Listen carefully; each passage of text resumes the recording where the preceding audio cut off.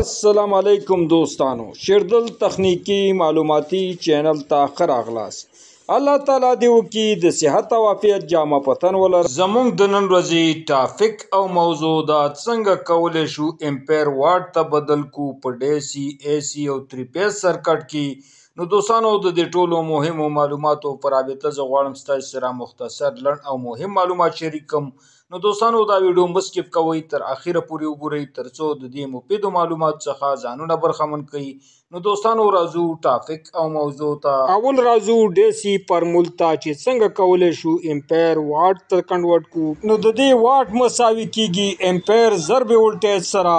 مثلا دوستانو زمونږ سره یو LED بلب دی چې د دې ولټیج 40 ولټه ډي سي او د دې امپیر دی 2 امپیر ډي سي. نو د دې ډي سي LED واټ مساوي کیږي 2 ضرب 40 مساوي کیږي واټ د 48 واټ سره. دوهم راځو د سنگل پیز یعنی 220 اے سی برقی سرکټ فارمول ته چې څنګه کولی شو د دې امپیر واټ ته کنورټ او بدل کو. نو دوستانو د دې فارمول دی واټ مساوي کیږي امپیر ضرب ولټ ضرب پاور فیکټر سره. مثلا دوستانو زموږ سره یو LED بلب دی چې د دې ولټ دی 220 ولټه او د دې دوستانو امپیر دی 0.5 او د دې پاور فیکټر دی 0.8. نو دوستانو د دې واټ مساوي کیږي 0.5 ضرب 220 ضرب پاور فیکټر چې 0.8 دی. نو د دې ټوټل واټ مساوي کیږي 88 واټ سره. دریم راځو څنګه کولی شو د 3 فیز سرکټ د امپیر واټ معلوم کو. نو دوستانو د دې لپاره فارمول دی واټ مساوي کیږي √3 ضرب پاور فیکټر ضرب امپیر ضرب دوستانو ولټ سره. مثلا دوستانو زموږ سره یو 3 فیز موټر دی چې د دې کرنٹ دی امپیر دی 3 امپیر او د دې ولټ دی 415 ولټه او د دې پاور فیکټر دی 0.8 او د دې دوستانو √3 مساوي کیږي د 1.32 سره.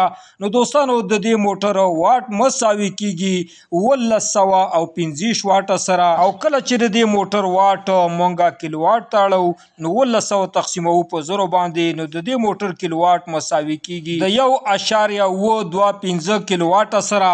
لینډ ټو لینډ یعنی فاز او فاز. څلورم راځو د 3 فیز سرکټ چې په دې کې نیوټرل موجود وي د دې فارمول ته چې څنګه کولی شو د دې امپیر واټ ته کنورټ کو. نو دوستانو د دې واټ مساوي کیږي 3 یعنی فاز لرونه ضرب پاور فیکټر ضرب امپیر ضرب ولټ چې په دې کې پازیټیو او نیگیټیو دواړه موجود وي. نو دوستانو زمونږ یو کور دی او دې ته مونږه 4 ویرونه نصب او کنیکشن کړي دي. نو دوستانو د دې واټ مساوي کیږي 3 ضرب 0.8 ضرب 4 ضرب دوستانو 210. نو د دې ټوټل واټ یعنی مصرف مساوي کیږي د 2208 واټ سره او د دې کیلو واټ مساوي کیږي د 2.208 کیلو واټ سره. نو دوستانو دا وا زموږ د نن ورځې ټاپک او موضوع چې تاسو څنګه کولی شئ د ډي سي سرکټ د سنگل فیز سرکټ او د 3 فیز سرکټ